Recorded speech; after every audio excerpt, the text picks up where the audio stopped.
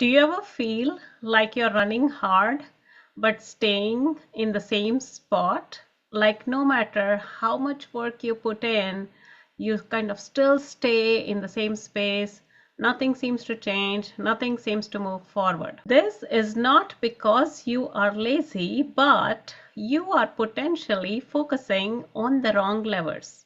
In this video, I'm going to show you the 3 things you need to change or shift in order to be able to create momentum in your life.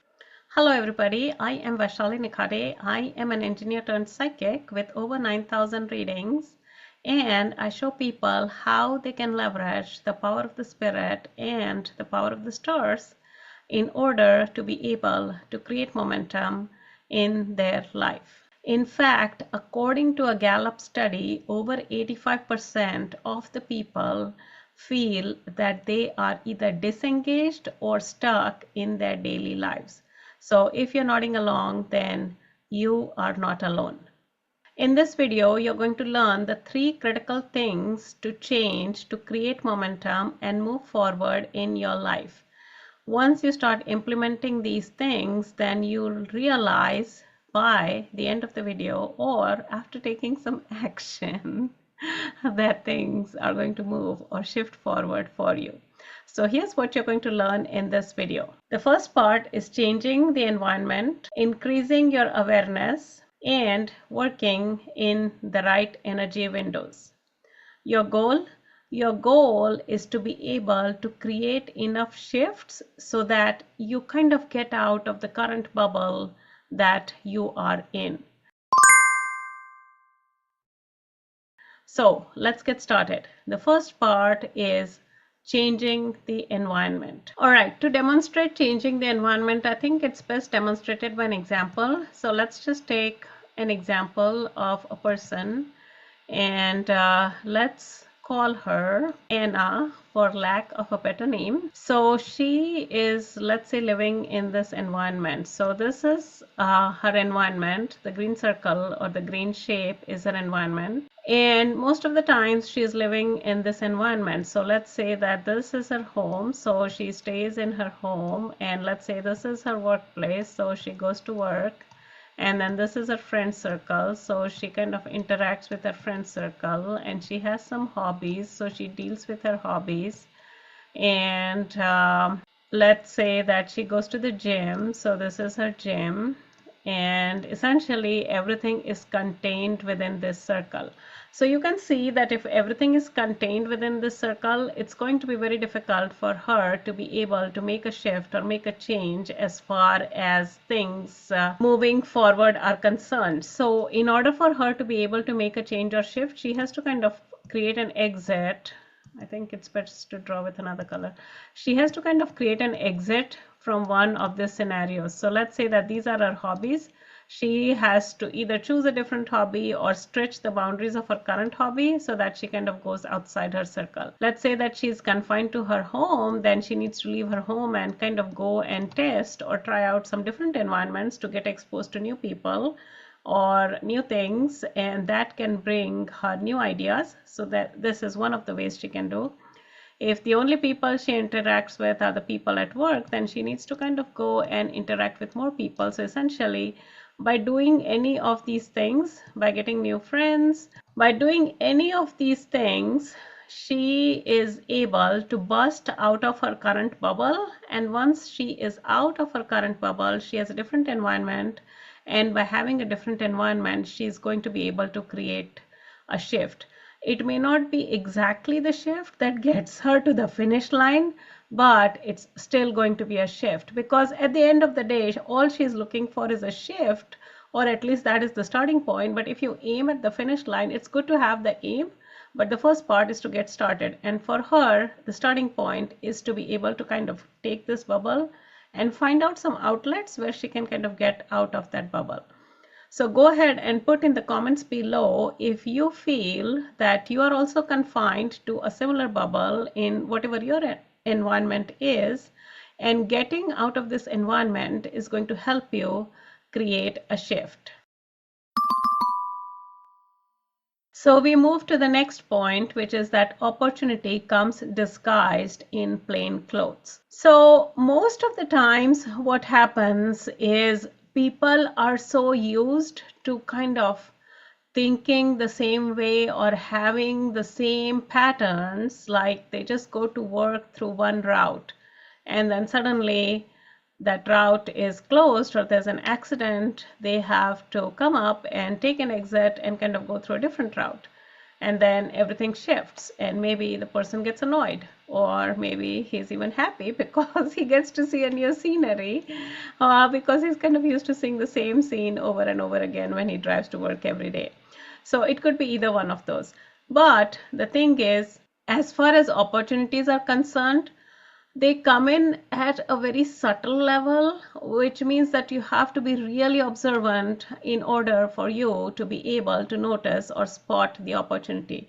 It could be that you're having a conversation with a friend and the friend says something and it's not even directly applicable to your situation, but maybe it's indirectly applicable. Or you overhear two people talking and it's nothing to do with you, but maybe a part of the sentence from that conversation applies directly to you. So that is how the opportunity can come, but you have to have the awareness to spot this opportunity.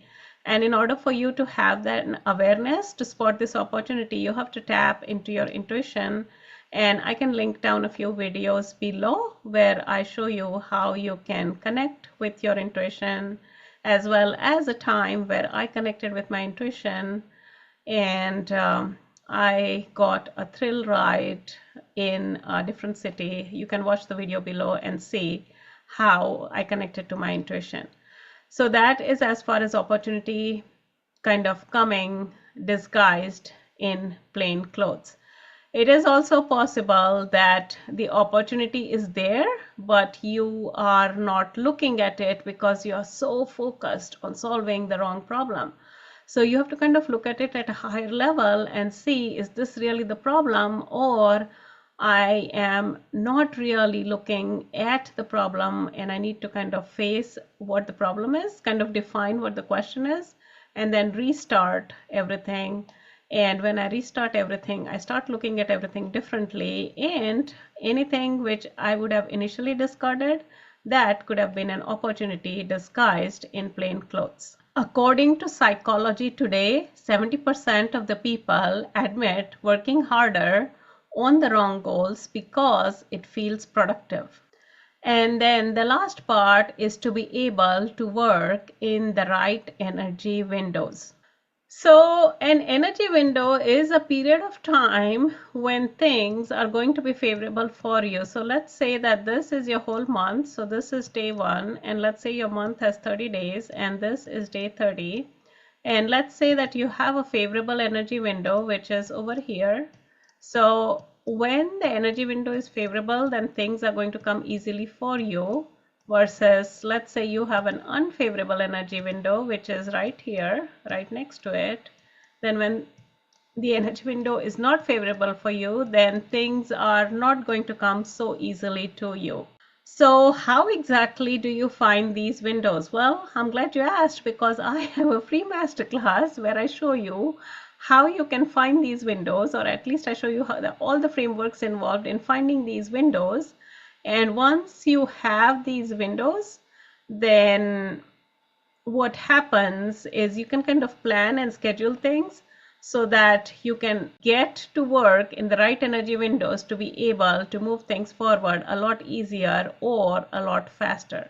So once you know these energy windows, and once you realize their importance, and once you start doing things in the right energy windows, you'll find that things come a lot easily for you. For instance, let's say that someone is looking for work and they start applying for jobs, let's say at this point in time. And then by this time they have applied for so many jobs that nothing seems to gel or nothing seems to work. So maybe they give up. But if they had only continued a little bit forward, then they could have been in the right energy window. And during this period, they could have pretty much have found some jobs or a job which would have worked perfectly well for them. But just by giving up at this point because nothing was moving, you kind of just discarded the right energy window.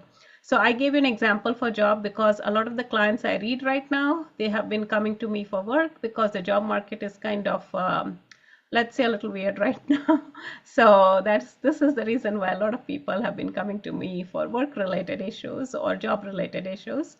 And these are all people who are at extremely high level, and they are good in terms of what they're doing, but they're just not finding the right energy window in order to be able to kind of get the work that they are looking for.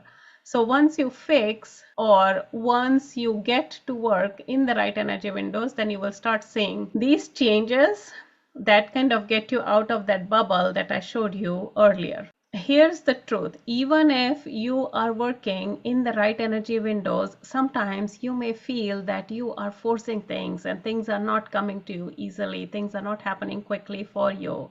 So how do you find whether or not you're forcing things or things are going to flow naturally towards you? That is the subject of my next video, and I'll see you in my next video.